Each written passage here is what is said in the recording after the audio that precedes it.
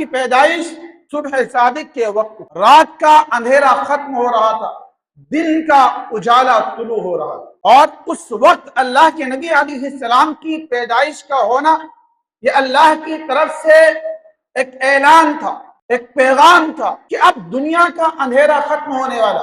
दुनिया में जो हर तरफ बुत परस्ती का, कुफ्र का, जुल्म का, बेहयाई का, बेशर्मी का, जुल्म उद्वान का अंधेरा छाया हुआ है, अब अल्लाह के नबी की पैदाइश हो, अब ये अंधेरा खत्म होने वाला। अब हर तरफ नूर हक की रोशनी छाने वाली, तौहीद का ऐलान होने वाला है, अल्लाह का पैगाम दुनिया में फैलने वाला। जो पुरानी आसमानी किताबों का इल्म रखता, तौरात और जबूर का, इंजील का माहिर था, अल्लाह के नबी अलैहिस्सलाम को उसने देखा, आपको पहचान लिया और अबू तालिब को बुलाकर ये कहा कि इस बच्चे के अंदर नबूवत की तमाम निशानियां मौजूद हैं। अगर तुम इस बच्चे को मुल्क शाम के अंदर लेकर गए तो यहूदी इस बच्चे के दुश्मन हो जाएंगे और इसके कत्ल के दर पे होंगे। बकरियों को चराकर अंबिया किराम की तरबियत होती है कि तुम आगे चलकर उम्मत की क़ियादत करोगे, उम्मत की इस्लाह करोगे, और उनकी इस्लाह करने में कोई बंदा दीन से भागेगा, हक को कबूल नहीं करेगा, बुरा भला कहेगा, सब्र करना पड़ेगा, बर्दाश्त करना पड़ेगा। जो लोग दीन से भागेंगे उनको दीन की पटरी पर, सिराते मुस्तकीम के रास्ते पर लाना पड़ेगा। हर तरीके से सब्र और बर्दाश्त के जरिए से तुम्हें उम्मत की निगहबानी करनी होगी, उम्मत की देखभाल करनी होगी। तमाम सरदारान ने चादर पकड़ी और उस चादर के जरिए से हजर अस्वद को उस मकाम तक ले जाया गया जहां हजर अस्वद रखा जाता है, और अल्लाह के नबी अलैहिस्सलाम ने अपने दस्ते मुबारक से हजर अस्वद को उठाकर उस जगह पर रखा। क्यों? अल्लाह के नबी अलैहिस्सलाम ने एक आने वाली जंग को, एक खुरेज जंग को अपने इस हिकमत भरे फैसले से टाल दिया।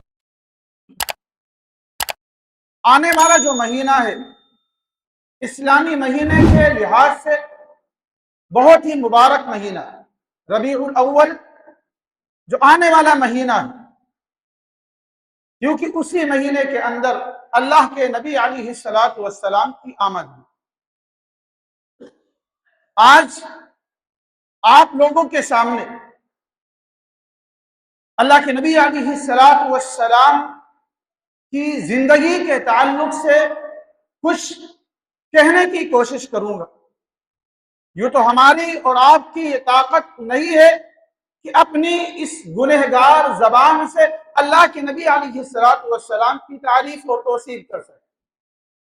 दुनिया के अंदर बड़े बड़े अदीबों ने, बड़े बड़े कलमकारों ने, बड़े बड़े इल्म रखने वालों ने अल्लाह के नबी अलैहिस्सलातु वस्सलाम की तारीफ और तौसीफ करने का इरादा किया, लेकिन अल्लाह के नबी अलैहिस्सलाम की जिस तरीके से तारीफ होनी चाहिए, कमा हक़्क़ुहु, अल्लाह के नबी अलैहिस्सलातु वस्सलाम की तारीफ अल्लाह के अलावा कोई इंसान नहीं कर सकता, क्योंकि अल्लाह के नबी अलैहिस्सलाम इतनी ज्यादा खूबियों के, इतने कमालात के मालिक हैं कि किसी इंसान के कलम के अंदर, किसी इंसान के इल्म के अंदर अल्लाह के नबी अलैहिस्सलाम की तारीफ को, आपके कमालात को, आपकी खूबियों को जमा करना नामुमकिन है। इसीलिए तो शायर ने कहा, बादस खुदा बुजुर्ग तो ये किस्सा मुख्तसर, कि अगर अल्लाह के नबी अलैहिस्सलाम की तारीफ एक मुख्तसर जुमले में करनी हो तो हम ये कहेंगे कि अल्लाह के नबी अलैहिस्सलातु वस्सलाम वो अजीम हस्ती हैं जो खुदा के बाद सबसे ज्यादा फजीलत और अहमियत वाले, अल्लाह के बाद सबसे बड़े रुतबे वाले अल्लाह के नबी अलैहिस्सलातु वस्सलाम हैं। इससे ज्यादा हमारे और आपके अंदर ये हिम्मत और ताकत नहीं है कि अल्लाह के नबी की खूबियों को हम बयान कर सकें। और एक मौके पर एक सहाबी रसूल ने फरमाया था कि हम अल्लाह के नबी अलैहिस्सलातु वस्सलाम की तारीफ और तौसीफ इसलिए करते हैं कि आपके जिक्र से हमारे अंदर खूबियां पैदा हो जाए, हम अल्लाह के नजर में महबूब बन जाए, हमारी जबान के अंदर अल्लाह के नबी की तारीफ करने की वजह से मिठास, नूरानियत और ईमानी हलावत पैदा हो। आज की इस मुबारक मजलिस में अल्लाह के नबी अलैहिस्सलाम की उस जिंदगी के ताल्लुक से कुछ अर्ज करूंगा जो अल्लाह के नबी अलैहिस्सलाम की नबी बनाए जाने से पहले की जिंदगी, आपकी 40 साल उम्र से पहले की जो जिंदगी, आपकी पैदाइश से लेकर 40 साल की जिंदगी अल्लाह के नबी अलैहिस्सलाम की किन हालात से गुजरी और कौन से बड़े बड़े वाकयात अल्लाह के नबी अलैहिस्सलाम के नबी बनाए जाने से पहले पेश आए, मुख्तसरन आपके सामने पेश करूंगा।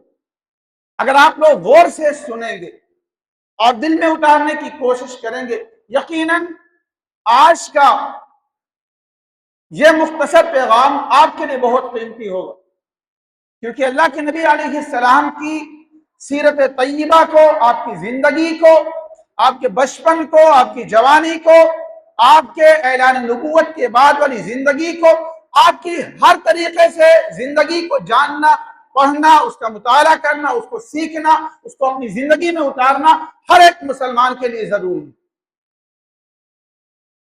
अल्लाह के नबी अलैहिस्सलाम मक्कतुल मुकर्रमा में आमुल फील के साथ कबीला कुरैश के अंदर आपकी विलादत। आमुल फील इससे पहले आप लोगों के सामने बतलाया था, असहाब फील का वाकया, कि यमन से अबरहा हाथियों का लश्कर लेकर मक्कतुल मुकर्रमा को ढाने के लिए निकला। अल्लाह तबारक व तआला ने अबाबील के लश्कर के जरिए से उस अबरहा के लश्कर को शिकस्त दी थी। उसी साल अल्लाह के नबी अलैहिस्सलाम की पैदाइश। अल्लाह के नबी अलैहिस्सलाम उस पाकीज़ा खानदान के अंदर दोशंबा के दिन, मशहूर रिवायत के मुताबिक 12 रबीउल अव्वल को अब्दुल्लाह के घर में पैदा हुआ और आपकी पैदाइश सुबह सादिक के वक्त थी। रात का अंधेरा खत्म हो रहा था, दिन का उजाला तुलू हो रहा था। और उस वक्त अल्लाह के नबी अलैहिस्सलाम की पैदाइश का होना यह अल्लाह की तरफ से एक ऐलान था, एक पैगाम था कि अब दुनिया का अंधेरा खत्म होने वाला। दुनिया में जो हर तरफ बुत परस्ती का, कुफ्र का, जुल्म का, बेहयाई का, बेशर्मी का, जुल्म उद्वान का अंधेरा छाया हुआ है, अब अल्लाह के नबी की पैदाइश हो चुकी। अब यह अंधेरा खत्म होने वाला, अब हर तरफ नूर हक की रोशनी छाने वाली, तौहीद का ऐलान होने वाला है, अल्लाह का पैगाम दुनिया में फैलने वाला। और अल्लाह के नबी अलैहिस्सलाम की जब पैदाइश हुई, आपकी पैदाइश से पहले आपके वालिद माजिद अब्दुल्लाह का इंतकाल हो चुका। आप जब पैदा हुए, आपकी जब आंख खुली, आप यतीम थे। आपकी पैदाइश पर आपके दादा ने, अब्दुल मुत्तलिब ने आपका नाम मोहम्मद रखा। आपकी पैदाइश के बाद 4 साल तक अल्लाह के नबी अलैहिस्सलाम दाई हलीमा के घर में रहे। दाई हलीमा ने आपको दूध पिलाया, आपकी परवरिश की। 4 साल के बाद अल्लाह के नबी फिर से मक्कतुल मुकर्रमा वापिस अपनी माँ के पास आए। जब आपकी उम्र 6 साल हुई, अल्लाह के नबी अलैहिस्सलाम अपनी वालिदा के साथ मक्कतुल मुकर्रमा से अपने नानिहाल मदीनतुल मुनव्वरा की तरफ रवाना हुए, जो अभी तक मदीना के नाम से नहीं जाना जाता।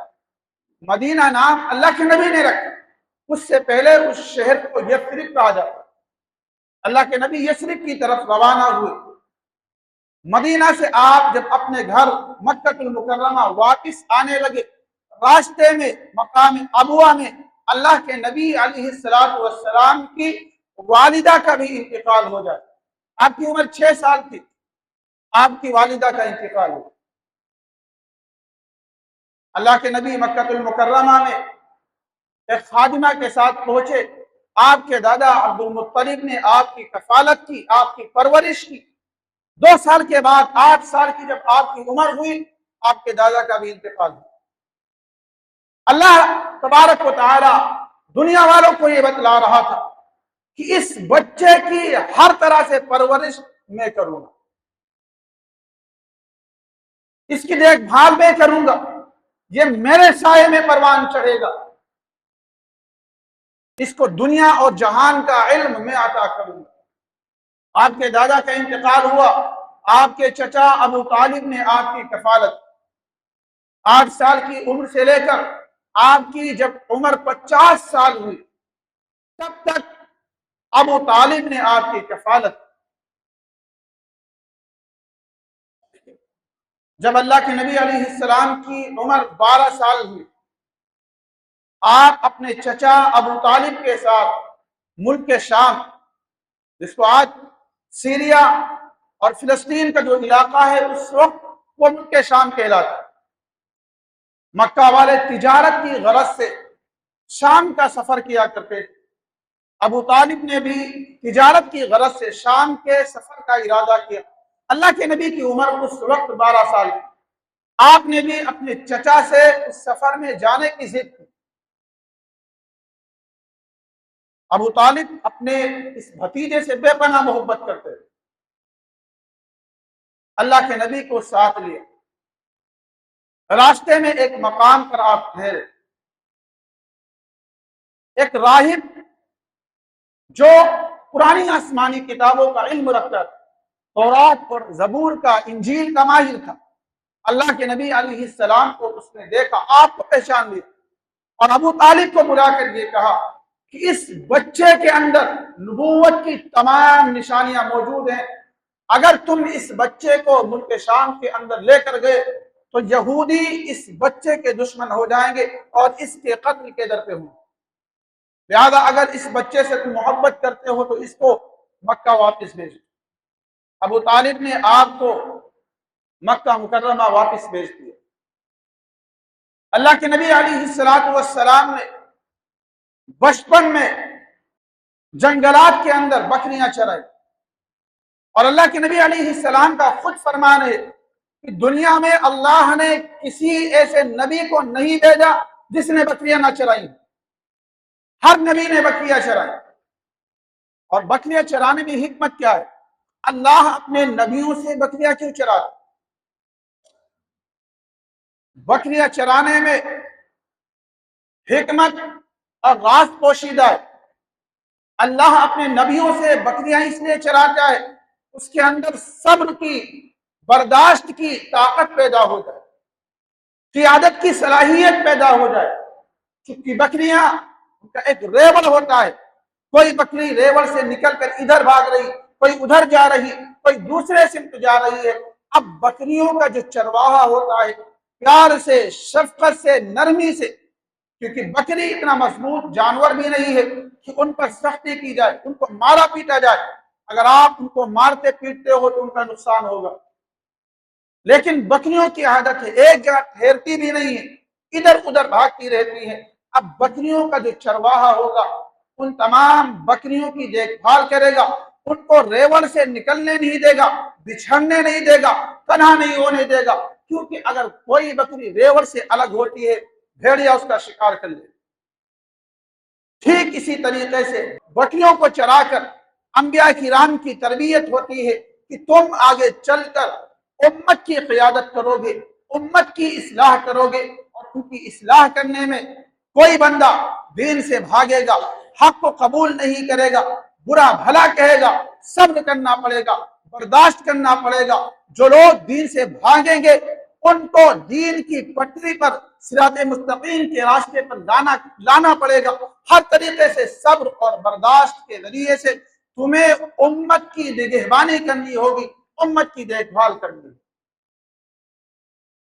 अल्लाह के नबी अलैहिस्सलातु वस्सलाम बचपन से जवानी की तरफ बढ़ रहे हैं और अल्लाह के नबी अलैहिस्सलातु वस्सलाम ने सब्र के जरिए से, हिम्मत के जरिए से, अमानतदारी और दयानतदारी के जरिए से मक्का वालों के अंदर वो मकाम और मर्तबा हासिल कर लिया जो अच्छी उम्र के इंसान भी हासिल ना कर सके।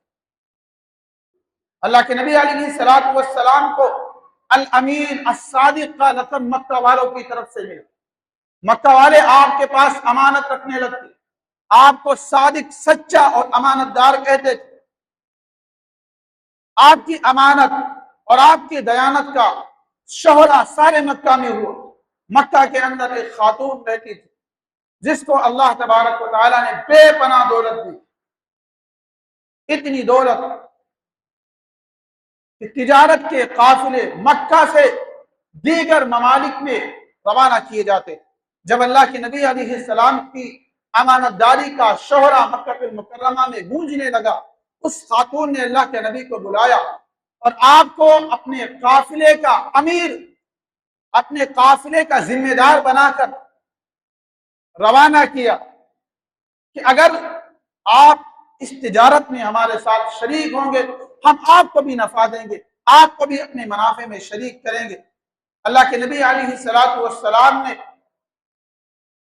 उस तिजारत के जरिए से बेपनाह मुनाफा हासिल किया और उस खातून ने अल्लाह के नबी अलैहिस्सलातु वस्सलाम की अमानतदारी और दयानतदारी से खुश होकर निकाह का पैगाम भिजवाया। अल्लाह के नबी अलैहिस्सलातु वस्सलाम ने उस निकाह के पैगाम को कबूल किया। अल्लाह के नबी की उम्र 25 साल और उस खातून जिसका नाम खदीजतुल कुबरा रज़ियल्लाहु ताला अन्हा है, आपने उनसे निकाह किया। उनकी उम्र उस वक्त 40 साल।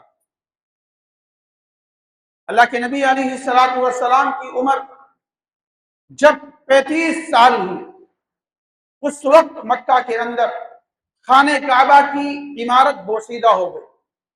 मक्का वालों ने इरादा किया कि क्यों ना बैतुल्लाह शरीफ को मुनहदिम करके इसको गिराकर दोबारा तामीर किया जाए। मक्कातुल मुकर्रमा के तमाम लोगों ने जमा होकर मक्कातुल मुकर्रमा में जो बैतुल्लाह शरीफ है उसकी इमारत को ढा दिया और नए सिरे से तामीर करने लगे। सारे मक्का वाले, सारे सरदारान बैतुल्लाह शरीफ की तामीर कर रहे हैं, लेकिन जब हजरे अस्वद रखने का नंबर आया, अब तमाम कबीलों के अंदर लड़ाई होने लगी। हर कबीले का सरदार ये चाहता था कि बैतुल्लाह शरीफ के अंदर हजरे अस्वद हमारे कबीले का सरदार रखे। जंग की नौबत आ गई, खून बहने की नौबत आ गई। हर एक कबीला इस शर्फ को और इस सआदत को अपने हिस्से में लेना चाहता था। एक फैसला हुआ कि जो कल मक्कातुल मुकर्रमा में बैतुल्लाह शरीफ के अंदर सुबह के वक्त सबसे पहले आएगा, वो जो फैसला करेगा उसी की बात मानी जाएगी। अगले दिन मक्का के सरदारान बैतुल्लाह शरीफ जब पहुंचे, सुबह के वक्त बैतुल्लाह शरीफ के अंदर अल्लाह के नबी अलैहिस्सलाम मौजूद। लोगों ने अल अमीन कहकर पुकारना शुरू किया कि मोहम्मद सल्लल्लाहु अलैहि वसल्लम जो फैसला करेंगे हम उसको मान लेंगे। अल्लाह के नबी अलैहिस्सलातु वस्सलाम ने एक चादर मंगवाई, हजरे अस्वद को उस चादर के अंदर रखा और मक्का के तमाम सरदारान को बुलाया। हर एक सरदार से कहा कि चादर का हिस्सा पकड़ लो। तमाम सरदारान ने चादर पकड़ी और उस चादर के जरिए से हजरे अस्वद को उस मकाम तक ले जाया गया जहां हजरे अस्वद रखा जाता है। और अल्लाह के नबी अलैहिस्सलाम ने अपने दस्ते मुबारक से हजरे अस्वद को उठाकर उस जगह पर रखा। यूं अल्लाह के नबी अलैहिस्सलातु वस्सलाम ने एक आने वाली जंग को, एक खुरेज जंग को अपने इस हिकमत भरे फैसले से टाल दिया। और मक्का के तमाम सरदारान जो इस बात की तमन्ना रखते थे कि हम अपने हाथों से बैतुल्लाह शरीफ के अंदर हजरे अस्वद को नस्ब करेंगे, सबकी मुराद भी पूरी हो गई। अल्लाह के नबी अलैहिस्सलातु वस्सलाम की उम्र जब 40 साल के आसपास पहुंची, आप मक्का वालों से अलग थलग अकेले जिंदगी गुजारने को पसंद करने लगे। आप मक्का से निकलकर गारे हिरा में जाके और कई कई दिन रहकर वहां अल्लाह की इबादत करें और वहीं पर अल्लाह के नबी अलैहिस्सलातु वस्सलाम पर वही उतरने का आगाज हुआ।